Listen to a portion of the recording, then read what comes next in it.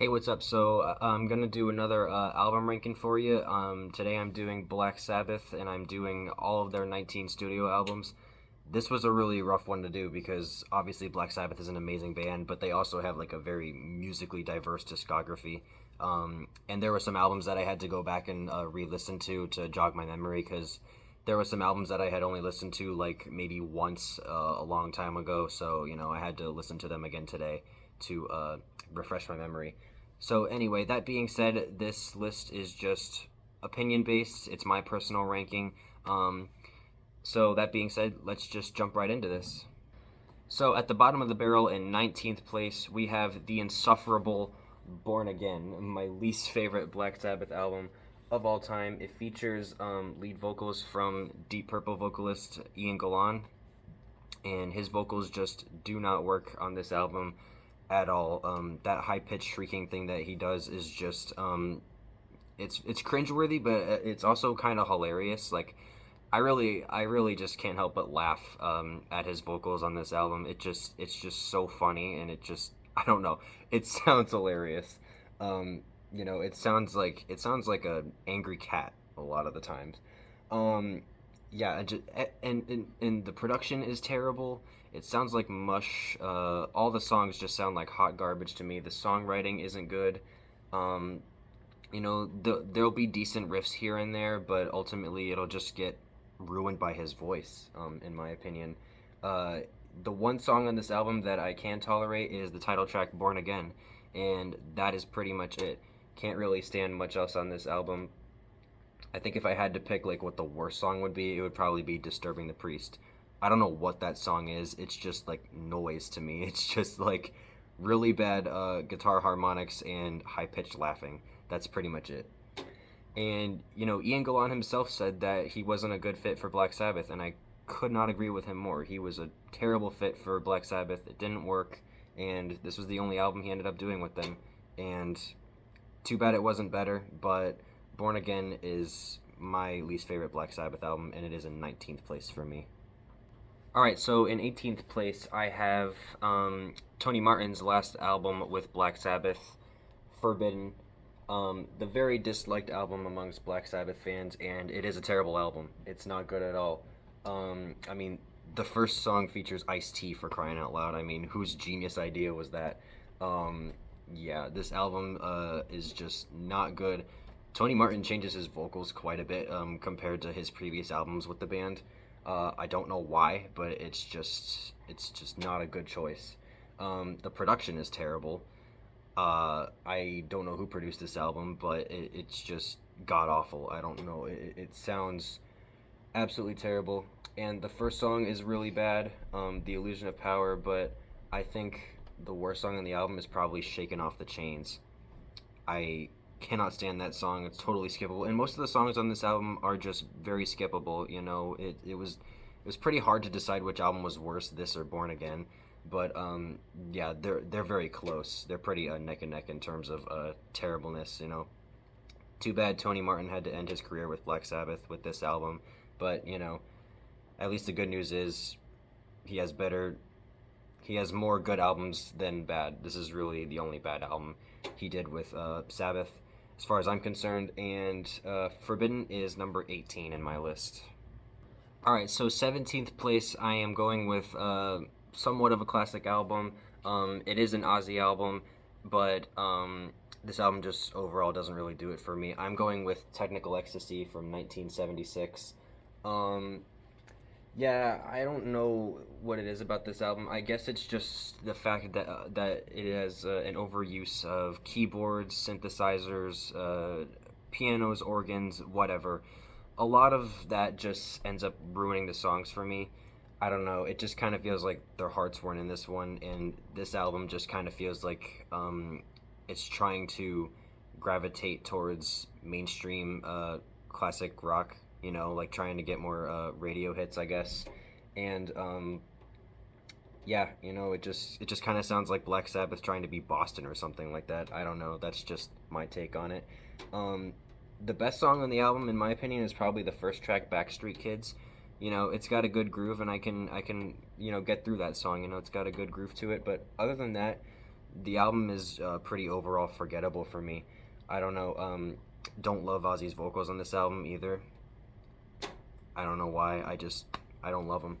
And yeah, I guess that's really all I have to say about Technical Ecstasy. It is in my 17th place. All right, so now the albums start to get a little bit better. This album is like a half decent album for me, and it is another Ozzy album. It's the album that came before Technical Ecstasy, Sabotage from 1975. Like I said, this album is half good and half bad for me. It's still got some great stuff on here, like Hole in the Sky rules, Love Symptom of the Universe. That's a great heavy song. Megalomania is pretty cool, especially like halfway into the song where that riff kicks in. Really love that riff in Megalomania. And Thrill of It All is okay. Superzar, don't love that. Am I Going Insane? One of my least favorite Black Sabbath songs. Don't like Am I Going Insane at all. I don't know why that song sounds so happy. I don't. Obviously, it was trying to be a radio hit because radio is in the title. So, anyway, and then it closes with The Writ, which is actually a pretty cool song, I think. So yeah, I like about four songs, and I don't care for three or four songs. Yeah, I mean, track two is kind of hard to count because it's an instrumental. So, um, don't really hate or love it. Um, so yeah, three or four songs I don't care for, and four songs I like. So yeah, that's a half decent album for me. So it was kind of starting to transition more into the like Technical Ecstasy sounding kind of stuff. So yeah, that's a lot of people would probably put Sabotage higher on their lists, but for me it's only half good, so that's why it isn't number 16. All right, so next up in 15th place is an album that I had to revisit because I didn't remember it that much. And listening to it again, it's not great, it's not terrible, but I'm going with Seventh Star, the intended Tony Iommi solo album. Um, Instead, it says Black Sabbath featuring Tony Iommi, whatever the heck that means, because he was the only original member left in the band at that point. But whatever. It was supposed to be a Tony Iommi solo album, and Glenn Hughes sings on this album. I don't love his vocals on this album, to be honest. I don't really know why. I guess it just kind of like Ian Gillan. It doesn't really fit for whatever reason. But there's still some good songs on here. But I think the standout track on this album is "Turn to Stone," the third track on the album. I really love that song, and this album also has Eric Singer, who would later be in Kiss, my favorite band there, as you can see. Yeah, so it's all connected. But yeah, so Seven Star, I think it would be better if the production was just better. I don't love the production on this album. I don't really know what it is about it, but something just sounds like it's missing. And they start to bring in more 80s sounding keyboards, and which can work, but I don't know. It doesn't really work too well on this album, I think. But like I said, it's not terrible. It's in 15th place for me, and yeah, I think that's all I have to say about Seventh Star. All right, and then next up in 14th place, it is going to be the last the last 70s Ozzy album, Never Say Die. I will admit that this album does not have great production. It doesn't, and I don't love Tony Iommi's guitar sound on this album. It's kind of missing that meaty, bassy tone that we all know and love. Yeah, it just sounds very thin. But the songs on this album are still there for me. Title track "Never Say Die" is good. Johnny Blade don't care for as much. Junior's Eyes, love that song, and Hard Road is kind of meh for me. Shockwave is a great song. It's got a good riff. Air Dance, probably my favorite song on the album. Over to You is good, and Breakout is like a little orchestral instrumental. It's pretty interesting to hear a saxophone solo on a Black Sabbath song. Never thought that would be something that I would hear. And then it closes with Swing in the Chain. Bill Ward sings lead vocals on that song. He tears it up. And yeah, so really there's only, I think, about 2-3 songs on Never Say Die I don't care for, and then the rest is pretty well done. It is an experimental album, kind of like Technical Ecstasy, but I think it's just done better on Never Say Die than it was on Technical Ecstasy. So I am kind of contradicting myself there a little bit, but for whatever reason, I think Never Say Die just works a little bit better than it did on Technical Ecstasy. And those are my thoughts on Never Say Die. It is in 14th place. All right, so my 13th place choice is another album that I actually had to revisit because I didn't remember it as much, and I didn't love it the first time I heard it, and now it actually has grown on me. I'm going with the third album with Dio, Dehumanizer, from 1992. There are actually a lot stronger songs on this album than I remembered there being. Computer God is a great song. After All the Dead, I wasn't as big on that song. TV Crimes Rules, great song on that. Letters from Earth I enjoyed. Master of Insanity, probably my favorite song off of Dehumanizer. Really enjoyed Time Machine. Wasn't as big on Sins of the Father.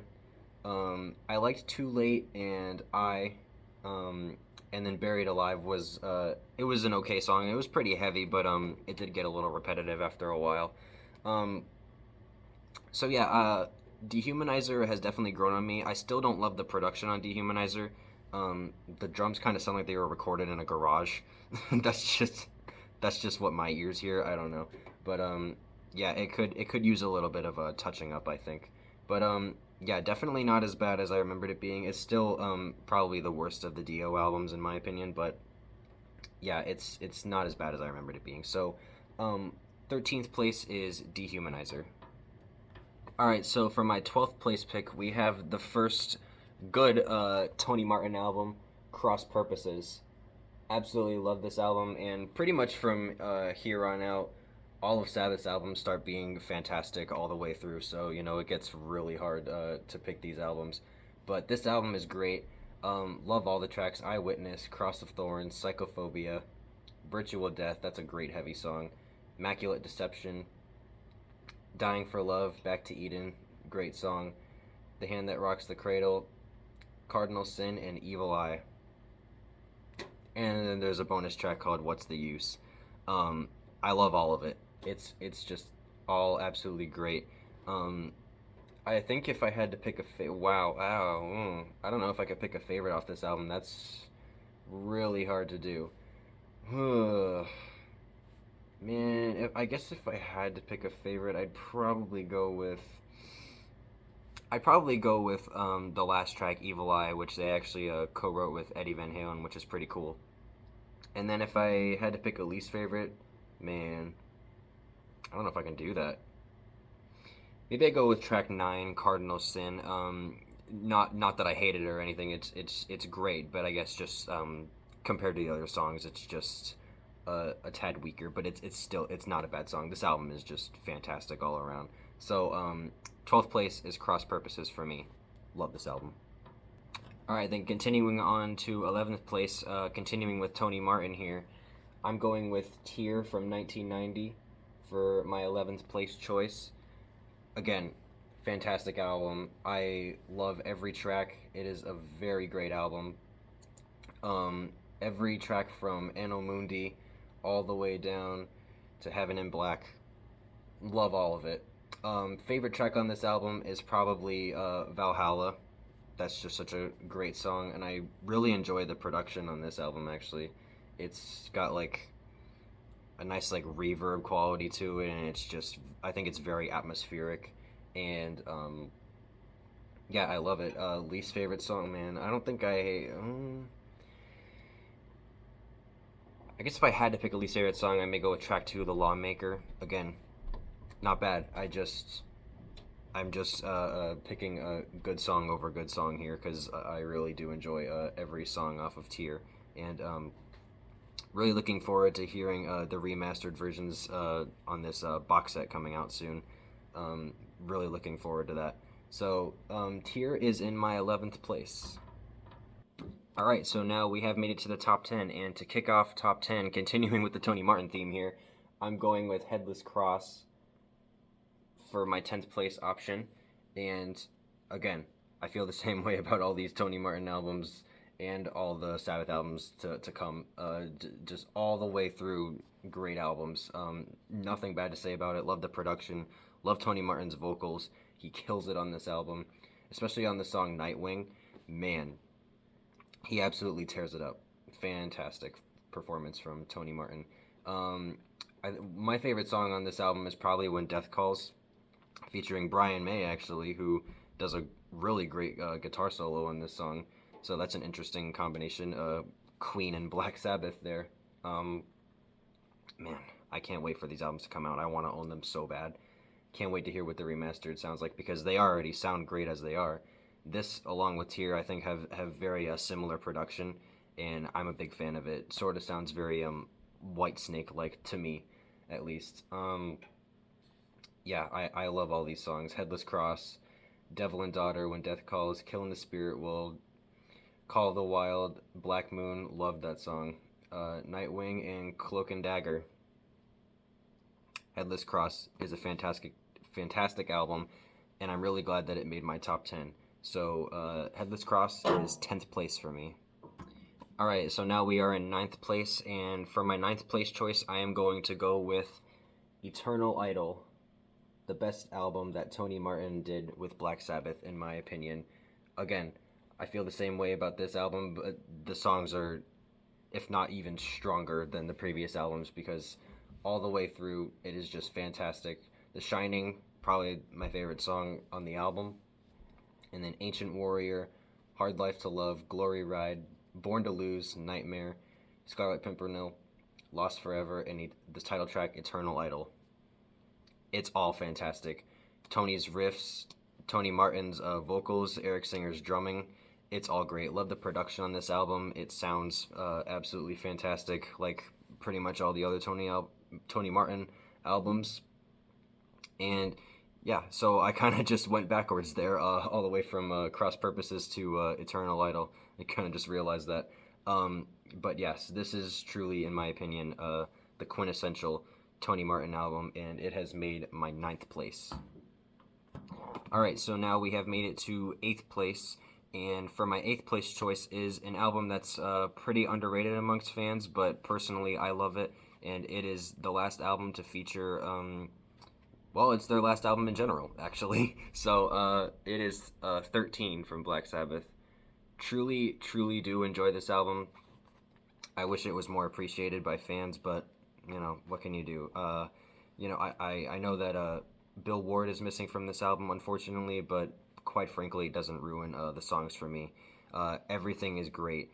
End of the Beginning is pretty much like Black Sabbath Part 2. I mean, it even has the bells opening in the beginning. I don't consider that necessarily a rehash. I just kind of think it's like honoring the past and honoring their roots. So yeah, that's a great song. God is Dead is a fantastic song. So is Loner. Zeitgeist, which is kind of like Planet Caravan Part 2. Age of Reason is a great song. Live Forever, Damaged Soul, that's like a great blues-like song. And Dear Father. And this is the version that has the bonus tracks on it, Methodemic, Peace of Mind, and Pariah. Still, love all those songs. This album is jam-packed full of amazing riffs. Ozzy sounds great on this album.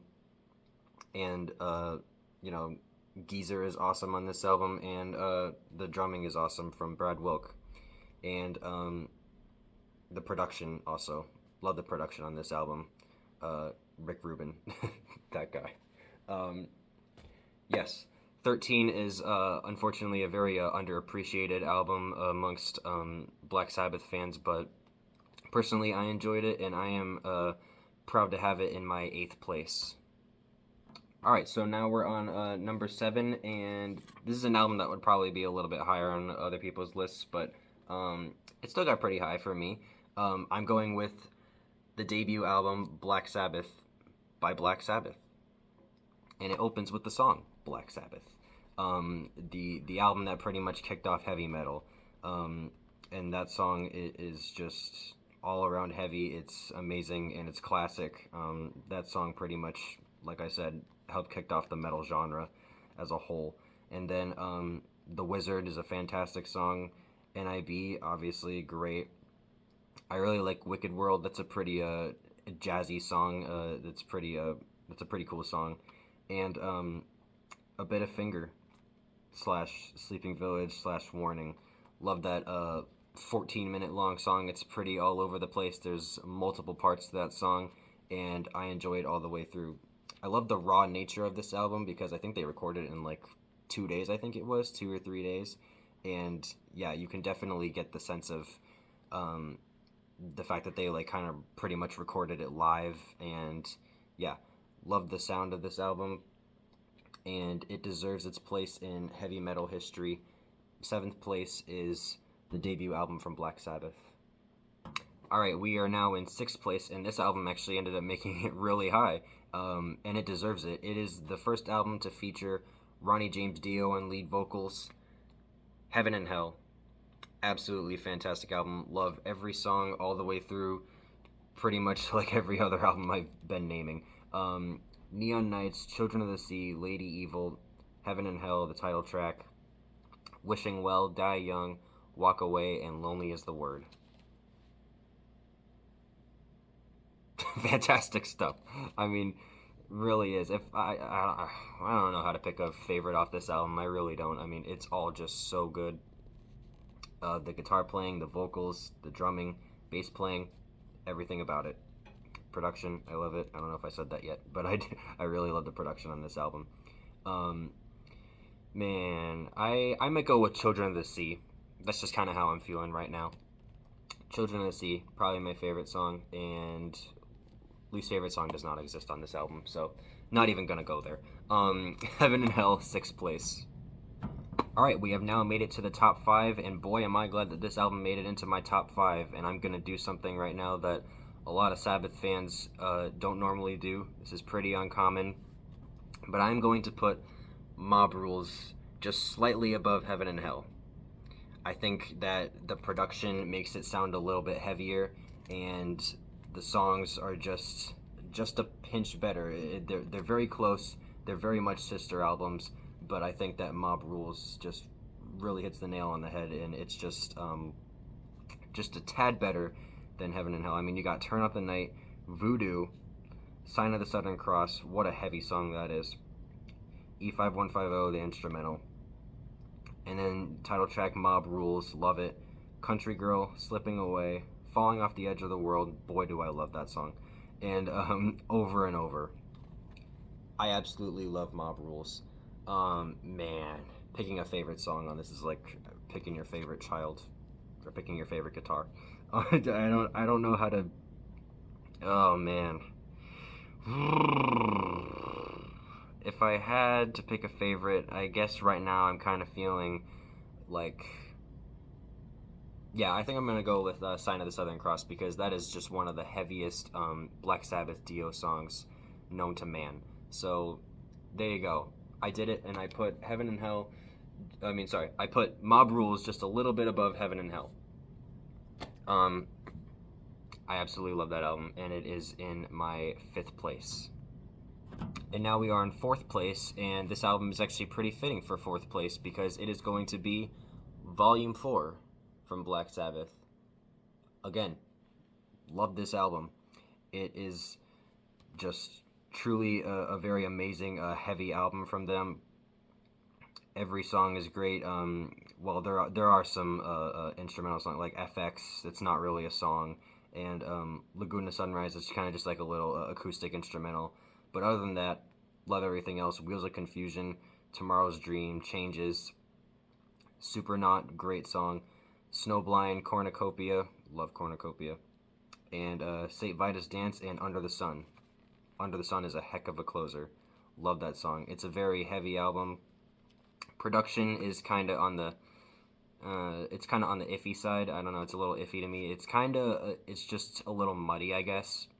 The remastered version sounds okay, but yeah, I think the production is just a tad muddy. But maybe that's part of what gives it its heavy quality. I don't know. Maybe that's part of why it sounds so heavy. But yes, Volume 4 is in my fourth place, and it is one of those classic Ozzy Black Sabbath albums for sure. So yeah, Volume 4, fourth place. Alright, and now we have made it to the top three, and to kick off my third place choice, I am going with the very amazing Sabbath Bloody Sabbath.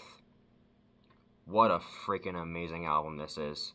Love the sound on it, and it opens with one of their heaviest songs of all time, Sabbath Bloody Sabbath, the title track, and then it goes into National Acrobat. Love that song. Fluff, the little lullaby-like sounding song. I even like that song. Sabracadabra. That's probably my favorite song on this album. Absolutely love Sabracadabra. Killing Yourself to Live, great song. Who Are You? A little wacky kind of experimental song. Not one of my favorites. It's probably like the only song on the album that I'm really not a fan of. And then you got Looking for Today and Spiral Architect. Good stuff this album is. Absolutely love it.